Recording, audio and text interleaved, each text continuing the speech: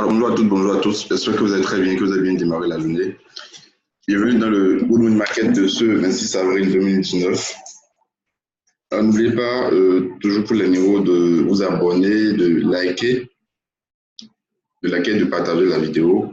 Et si vous avez des questions ou bien si vous voulez vous abonner à notre groupe de signaux, vous pouvez toujours le faire. Il suffit juste de nous contacter à travers le numéro que vous avez juste en dessous de la vidéo. Alors, je vais commencer la revue de Good Morning Market de ce matin par l'USD CAD. Alors, sur l'USD CAD, voilà, on avait parlé de ça hier, je pense bien. Alors, j'avais ajouté Shimoku hier, on attendait, ouais, la Kijun. Le plat Kijun attendait le prix au niveau du plat Kijun. Là, nous avons 50% de retracement de Fibo. Si le mouvement a effectivement démarré ici, voilà. Donc là, nous avons les 50% d'accord de retracement de Fibo, le plat Kijun ici. Alors, il faut pouvoir que le prix revienne tester les 50%. Également, le prix actuellement se retrouve sur le niveau de 23,6.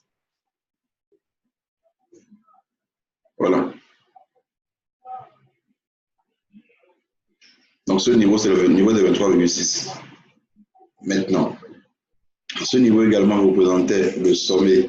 Vous voyez, ce sommet qui a été cassé. Donc, une résistance qui est actuellement en train de jouer le rôle de support.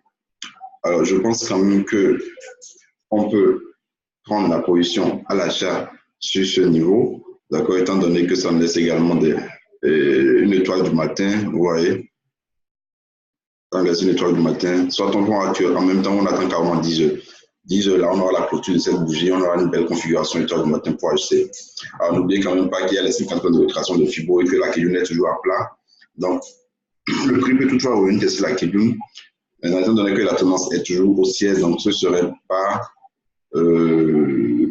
impossible, d'accord, de prendre la position à l'achat sur ce niveau-là. Donc, comme on l'a dit hier, nous sommes toujours haussiers sur l'USD CAD. Donc, l'objectif, c'est d'abord les 1,3570. D'accord, 1,3570. Donc, je suis haussier.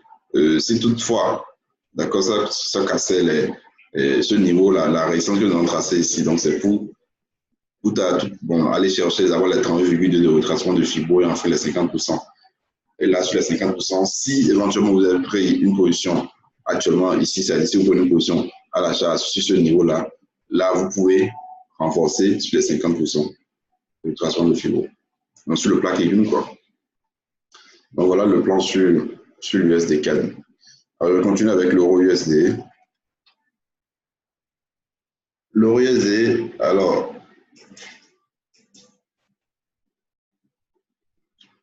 hier, nous avons une forte accélération baissière. Il n'y a pas de divergence. Je parle d'abord en H1 pour voir. Bon, en H1, il y avait une petite divergence. C'était ici. Voilà. Bon, le plan qu'on avait quand même établi hier, c'était attendre une correction des prix pour pouvoir prendre la vente. D'accord? Vous voyez, la Kijun également ici est à plat. Donc, c'est le soufflement de la baisse. D'accord? On attend le prix au niveau de la Kijun pour pouvoir chercher un point d'entrée à la vente. D'accord? La Kijun suit le prix, on commence par descendre depuis là. On aura la continuation de cette baisse-là. Et là, ce n'est pas du tout intéressant. Donc, comme je vous l'ai dit, là, nous n'allons pas prendre une position de vente complètement sur un creux en bas. D'accord, sur un creux en bas. Donc, nous allons attendre une correction de l'euro-dollar avant de chercher à vendre. Alors, je continue avec GBP, JPY. Ce que j'ai repéré, voilà. Bon, là, nous avons un range. GBP, JPY ici. Alors, on avait parlé de ça en temps, je pense, de cette zone. Voilà, là, le prix est revenu dans la zone. Je vais même enlever les droites que j'ai tracées. Là, c'est en train de nous laisser un signal d'achat. Vous voyez, ça vient, ça repart, ça vient, ça repart, ça vient, ça repart, ça teste, et là également, ça teste. Donc là, ça laisse même des mèches. D'accord, donc là, c'est un signal d'achat sur le PJPY avec un stop légèrement sous ce niveau, sous cette mèche-là. Donc, je vais voir Actuellement, le prix est à 144,15. 144,15. Bon, c'est un peu. Je mets ça peut-être à 143,10. Là, ça fait 45 pips avec un premier TP à ce niveau. Voilà. Donc, c'est pas mal. Je crois que c'est quand même un bon ratio.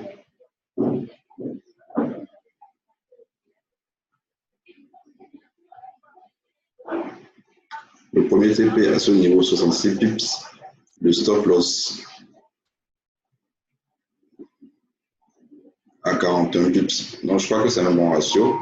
On peut tenter, on peut acheter GBP/JPY avec un stop sous ce niveau parce que vous avez vu la zone. Chaque fois, ça repousse le prix ici, ici, ici et ici également. Voilà. Donc, je crois que là, nous avons un bon point d'entrée sur GBP/JPY à l'achat. Premier TP à ce niveau, deuxième TP. En tout cas, on ira toutefois chercher la résistance baissière que nous avons tracée ici. Et n'oubliez pas également, c'est un triangle descendant. Vous voyez, triangle descendant. Donc, ça peut toutefois aller chercher la bonne supérieure avant finalement de casser pas le haut, pas le bas. Donc, voilà. Donc, je crois même que je vais envoyer ça dans le groupe de CEO.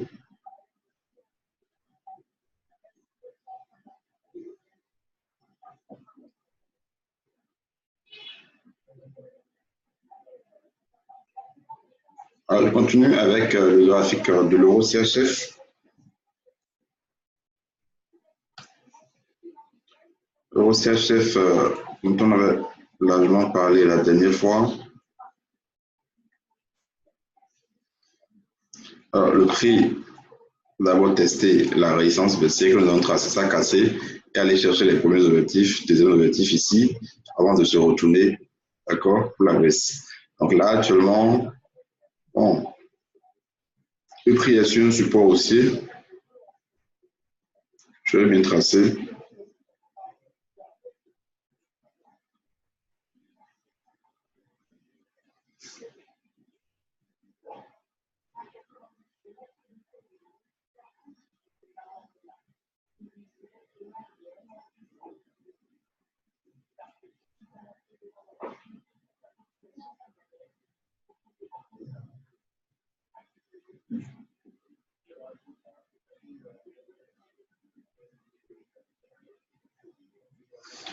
Voilà.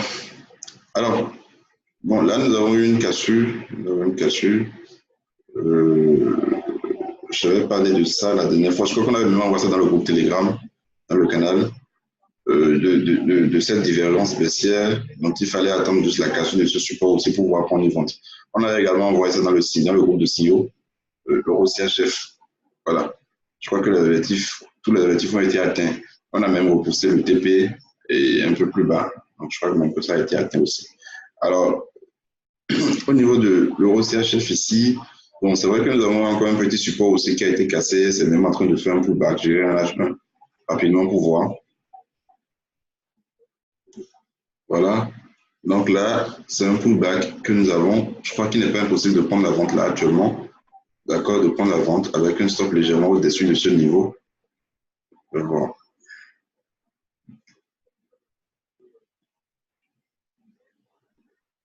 Voilà. Donc 26 pips. 27 pips.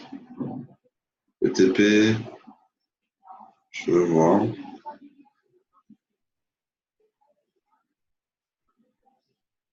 Bon, il y a d'abord ce niveau.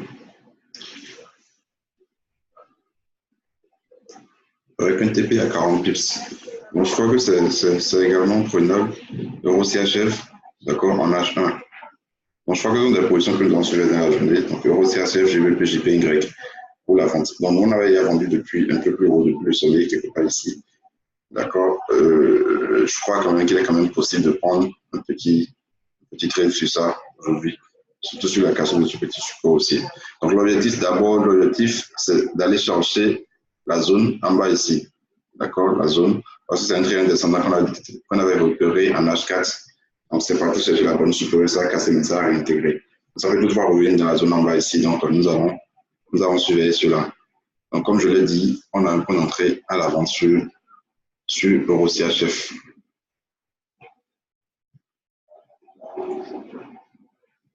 Voilà.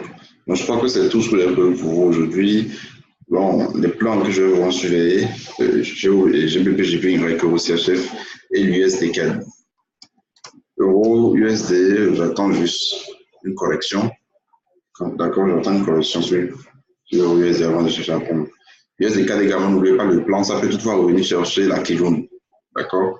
On peut prendre la position à l'achat sur ce rebond parce que c'est une résistance qui a été cassée, qui est en train de jouer le rôle de support. Ça peut casser, aller chercher la Kijun avant de repartir. Donc là également, nous allons suivre cela. Alors, passez une excellente journée et très bon début de week-end à tous.